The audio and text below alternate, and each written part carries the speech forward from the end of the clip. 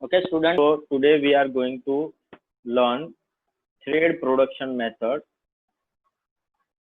So our today's topic is different methods related to producing thread.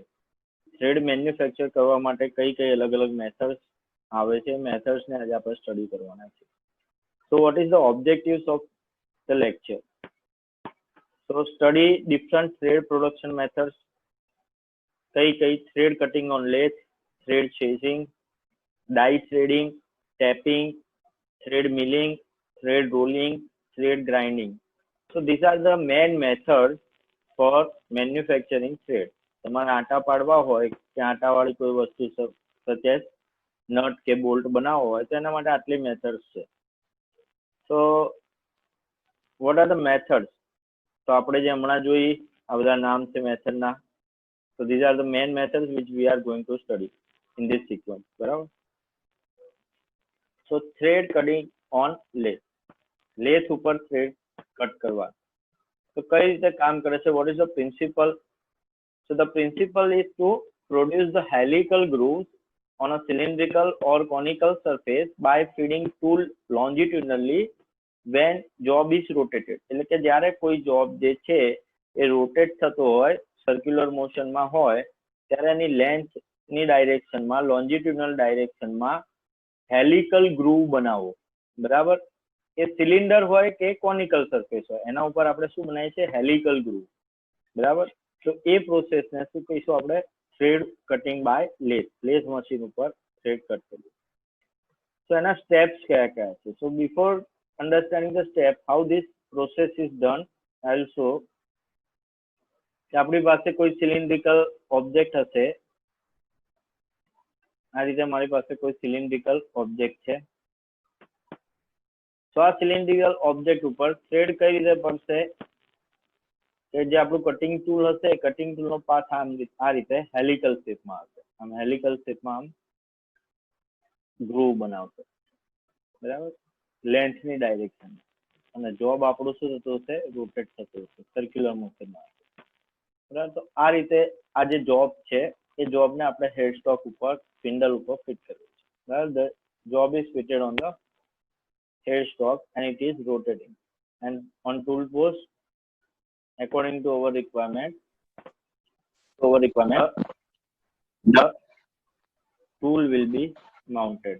આપણે requirement પ્રમાણે tool જે છે ટૂલને mount કરેલું.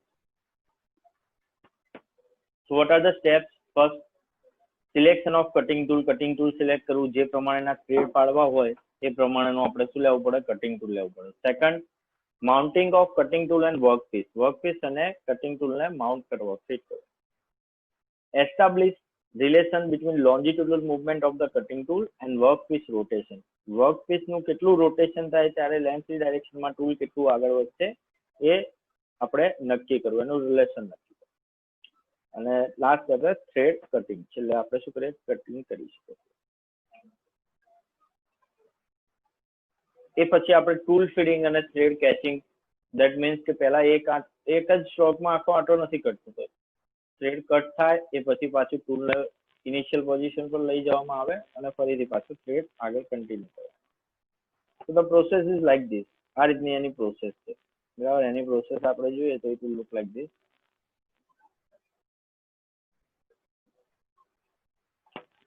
So you can see head stock.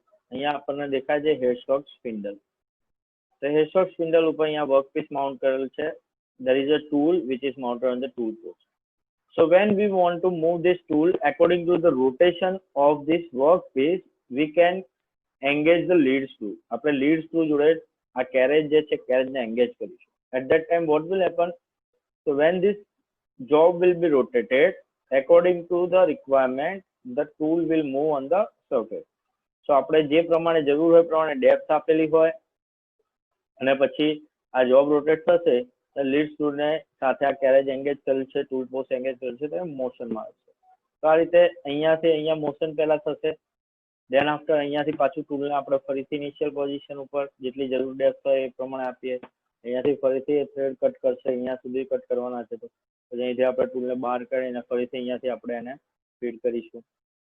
So this process can go on. આ process ધીરે ધીરે ધીરે થ્રેડ પડશે અને આ રીતે આપણી પાસે ફાઇનલ જોબ જે છે એ ક્રિએટ થઈ.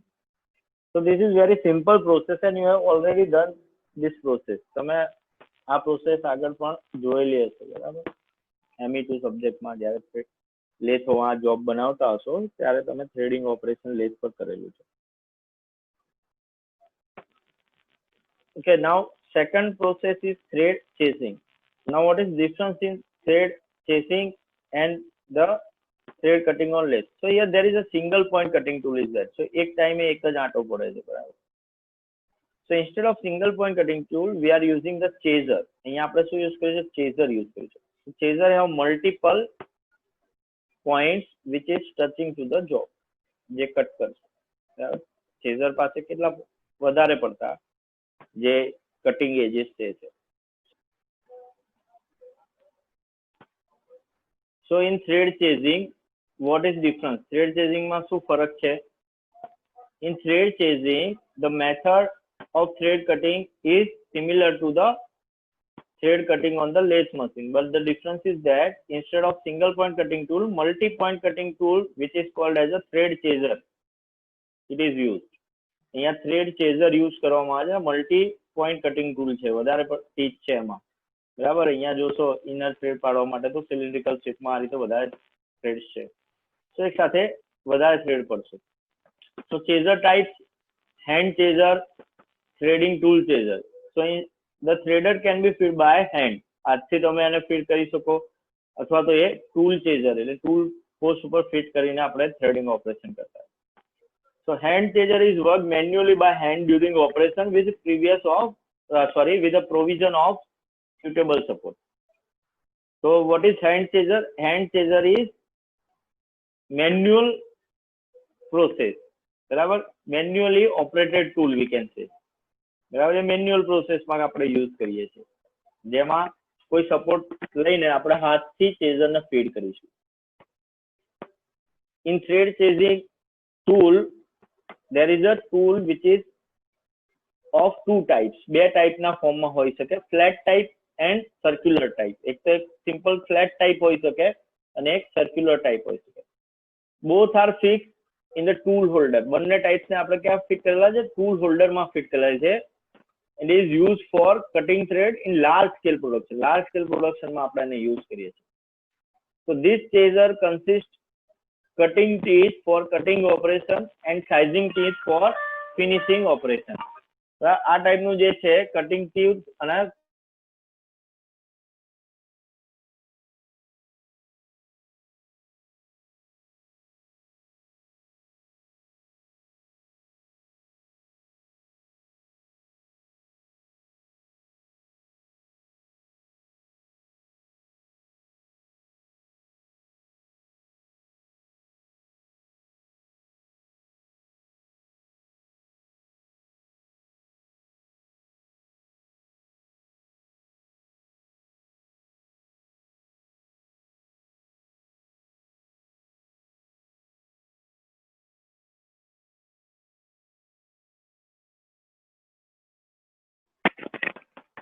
થોડું વોઇસમાં ડિસ્ટર્બન્સ આવતું હતું થોડું, બરાબર? કદાચ સંભળાયું નહીં હોય તમને લોકોને.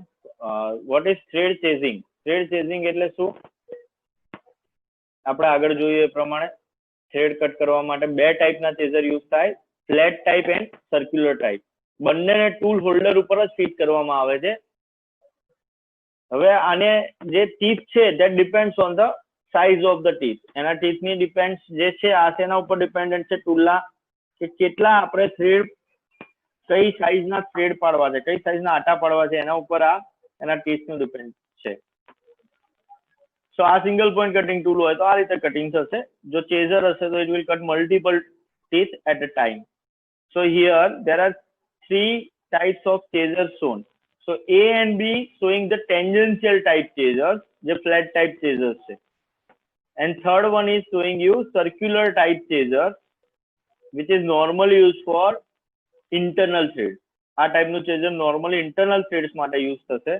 આ બે ટાઈપના ફ્લેટ ચેઝર્સ જે છે that is used for making external thread.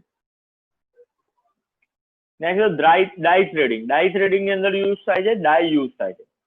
So the external threads cutting on cylindrical or taper surface by means of solid and self-opening dies, which is called as a die threading. બરાબર, solid અને self opening die દ્વારા આપણે જે threading operation કરીએ છીએ ને die threading કહીએ. So dies are look like nuts, but it is made up of hardened steel or HSS, high speed steel કે hardened steel માંથી બનાવેલું હશે with a sharp edges. એની કટિંગ એજીસ કેવી છે? શાર્પ. ડાઈ નોર્મલી કેવું લાગે? નટ જેવી જ લાગે. એને સિલિન્ડ્રિકલ પાર્ટ છે એના ઉપર એક્સટર્નલ થ્રેડ પાડવા માટે વપરાય છે, તો નટ જેવો જ છે. But it is made up from the harden steel or HSS with sharp cutting edges. Harden steel માંથી કે હાઈ સ્પીડ સ્ટીલ માંથી બનાવેલું હોય, શાર્પ કટિંગ એજીસ હોય. These hand operated dies are coaxially rotated around the pre-machine rod like blank with the help of handle or die stroke. તો આ જે hand operated ડાઈ જે છે એ કોએક્સિયલી એટલે એક્સિસ ની ડાયરેક્શન માં ડાઈની એક્સિસ અને જે સિલિન્ડર રોડ છે જેના ઉપર આપણે થ્રેડ પડાવે છે એની એક્સિસ એક જ લાઈનમાં આવે રીતે કોએક્સિયલી રોટેટેડ અને રોટેટ કરવામાં આવે જે રોડ ઉપર આપણે થ્રેડિંગ કરવાનું છે. So what are the types of dies? Solid die, self opening die. These are the main two types. So here we can see the solid die and spring die. બરાબર, તો આ જે die છે that is solid die અને spring die હોય તો અહીંયા there is a cut in between અને in between these two there is a spring, જેને self opening die પણ કહીએ છીએ, spring die. So first is a solid die or it is also known as button die, so which is used for making thread of usually small pitch and diameter in one pass. નાના pitch વાળા diameter આપણે જે બનાવવાના હોય ત્યારે આ ટાઈપની use કરીશું આપણે die. Spring die. So the spring die ring is provided with a slit. Slit એટલે કે વચ્ચે કટ છે. The width of which is adjusted by a screw to enable elastically side reduction. Slight reduction ને બહુ ઓછું reduction થાય, બહુ reduction ના થાય. Slight reduction in the bore and thus cut the thread in number of passes with laser forces on hands. હવે આ ટાઈપની જે સ્પ્રિંગ ડાઈ છે એ ડાઈ રિંગ જે છે એને એક સ્લીટ આપેલી હોય, એ સ્લીટ આપેલી હશે with the width of, અહીંયા જે width છે તમે એડજસ્ટ કરી શકો, અહીંયા સ્ક્રૂ દ્વારા તમે એડજસ્ટ કરી શકો ને એમાં થોડું ઘણો વધઘટ કરી શકો અને આમાં નંબર ઓફ પાસીસમાં થ્રેડ પડશે અને આ સોલિડ ડાઈ છે એમાં સિંગલ પાસમાં આપણે થ્રેડ પાડીએ છીએ. So you can see here the split die also. So there are three dies actually, we can say solid die, spring die and split die. Split die is totally in two parts. Split die માં બે part આખા અલગ જ છે. પેલામાં શું છે, ખાલી એક કટ છે જ્યાં આપણે સ્ક્રૂ થી એની ગેપ વેરાઈ કરી શકીએ. અહીંયા આખા બે પાર્ટ અલગ છે and they are joined together by some force.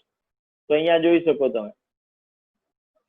So you can see here there are two half dies. બે જે ડાઈ છે એના વચ્ચેથી કટ કરેલ છે હાફ પોર્શન અને એને આ રીતે ફિટ કરી શકો.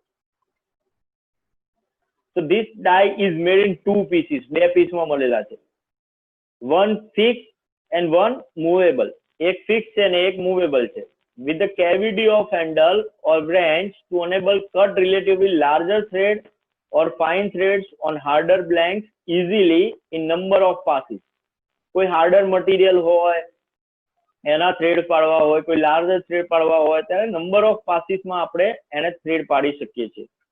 The die piece can be replaced by another pair of cutting different threads with a small range of variation in size and pitch. હવે આનો બેનિફિટ એ છે કે અહીંયા જે આપણે અલગ અલગ સાઈઝ અને પીચ વાળા થ્રેડ આપણે પાડી શકીએ છીએ. અલગ અલગ સાઈઝ અને પીચ વાળા આપણે થ્રેડ પાડી શકીએ છીએ. So here you can see the figure, die threading by pipe die. So here pipe die, there is a cylindrical, hollow cylindrical portion is there where the dies are fitted and this whole portion is, or whole setup is having the handle which is made up from the cylindrical pipe. So pipe thread of large diameter but smaller pitch are cut by manually rotating the large branch in which the die is fitted through a guide bush. આ guide bush દ્વારા અહીંયા ઉપર fit કરેલું હોય અને guide કરીને એ ડાઈની અંદર લઈ જશે જે પણ આપણો સ્ટોક એટલે કે રો મટીરિયલ છે. સો આનો મેઇન યુઝ શું થાય છે કે પાઇપમાં થ્રેડ પાડવા માટે જેના ડાયામીટર લાર્જ હોય અને સ્મોલર પીચ હોય એ ટાઈપના ઓપરેશન કરવા માટે die threading by pipe die use થશે. Next, die threading by self opening die. So self-opening die, so it opens automatically when disengaged from workpiece. જ્યારે એને તમે વર્કપીસ થી ડિસએંગેજ કરો ત્યારે ઓટોમેટિકલી ઓપન થઈ જાય છે. These dies are used in turretless and special threading machine. Special threading machine અને turretless ઉપર આપણે આ ટાઈપની die use કરીએ છીએ. All the die having 4 set of adjustable multi-point cutter or chaser. દરેક die માં શું હશે? 4 સેટ એટલે 4 4 number of chasers will be there or cutters will be there. When you will see figure, you can see that. આપણે જ્યારે figure જોઈએ ત્યારે ખ્યાલ આવશે. So what is the working? એનું working શું છે? So it is mounted in turret and moves toward the workpiece. એને આપણે turret ઉપર માઉન્ટ કરીએ છીએ અને workpiece તરફ એને લઈ જઈએ છીએ. When measured length completed die gets pulled. જ્યારે જરૂરી લેન્થ સુધી એ થ્રેડિંગ ઓપરેશન પૂરું થઈ જશે ત્યારે આપણે ડાઈને આપણે શું કરીએ છીએ બહાર ખેંચી લઈએ છીએ and opens automatically for free return અને એ ખુલી જશે એટલે આપણે એને ઇઝીલી બહાર નીકાળી શકીએ છીએ. So the self opening die is having 3 types: radial die, tangential die and circular die. So here you can see in every type, here you can see every type there are 4. Here you can see in every type there are 4 cutters. There are 4 cutters are there, but the direction of the cutters is different. Direction of cutter is very different.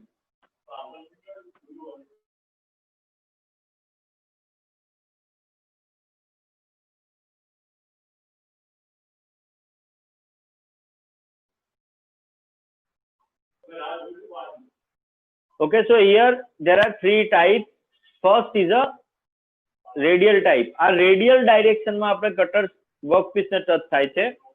Tangential type, here you can see all the cutters are fitted in tangential direction with the reference to workpiece.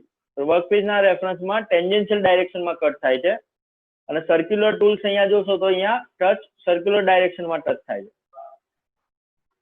So die threading by self-opening die. Die threading self-opening die. બરાબર. So here you can see first one, that is radial type die. અહીંયા એનો આપણી પાસે actually photograph છે તો અહીંયા તમને જોઈ શકે આ 4 જે છે single point cutting tools છે. They are fed here or they may be chasers also. અહીંયા chasers હશે 4. એટલે 4 જગ્યાએ એક સાથે થ્રેડિંગ ઓપરેશન આમ થઈ શકશે જ્યારે રોટેટ થતો હશે. આ વસ્તુ નોર્મલી યુઝ થાય છે આપણે જોઈએ પણ ટરેટલેસમાં. So here tangentially, so here you can see the tools are like this, chasers are like this. આ રીતે ટેન્જન્શિયલ વર્કપીસ જે છે એને ટેન્જન્શિયલ ડાયરેક્શનમાં ફિટ કરેલા છે. And it's a radial or circular die. Circular die or radial die. Here you can see there is a circular die and this radial die. આગળ જે જોયું રેડિયલ ડાઈ માં શું છે, રેડિયલ ડાયરેક્શન માં ટચ થાય છે. સર્ક્યુલર ડાઈ ની અંદર સર્ક્યુલર ડાયરેક્શન માં એ જાય છે. રેડિયલ ચેઝર, રેડિયલ ચેઝર્સ કોને કહેવાય છે આપણે આગળ જોયા ફિગર એ જ વસ્તુ છે. તો it is radial chasers are rigid, difficult to resharpen and their life is short. બરાબર, એની લાઈફ ઓછી છે, રિજિડ છે અને એને શાર્પન કરવા કેવા છે, અઘરા છે, ડિફિકલ્ટ છે. ટેન્જન્શિયલ ચેઝર, ટેન્જન્શિયલ ચેઝર કોને કહેવાય તો એની બેનિફિટ શું છે, long life, easy to regrind. Due to this they are very suitable for heavy duty work and large batch production. Any life વધારે છે, એને રીગ્રાઇન્ડ કરવા અને કટિંગ બરાબર એની જે કટિંગ ફેઝ ઉપર ફરીથી રીગ્રાઇન્ડ થતા રહે છે અને એના લીધે હેવી વર્ક કે લાર્જ બેચ પ્રોડક્શન માટે જરૂર છે. સર્ક્યુલર ચેઝર, લોંગ વર્કિંગ લાઈફ, એની લાઈફ કેવી છે? લાંબી છે, બરાબર. કારણ કે એને તમે રીશાર્પન નંબર ઓફ ટાઈમ્સ કરી શકો છો. All the die heads can neither be stationary or revolving. દરેક ડાઈ હેડ છે it can be either can be stationary or revolving. એ કાં તો સ્ટેશનરી હોય કાં તો રિવોલ્વિંગ હોય. So next is thread milling. So in next lecture we'll see thread milling. So today we have seen three main processes we have seen today. First is a cutting by single point cutting tool on lathe, cutting by chaser, cutting by single point cutting tool, cutting by chaser, and last is a by means of dies. એમાં dyes ના અલગ અલગ types આપણે જોયા. Next લેક્ચરમાં આપણે બીજી manufacturing methods જે છે થ્રેડ બનાવવાની એ જોઈશું. Thank you so much.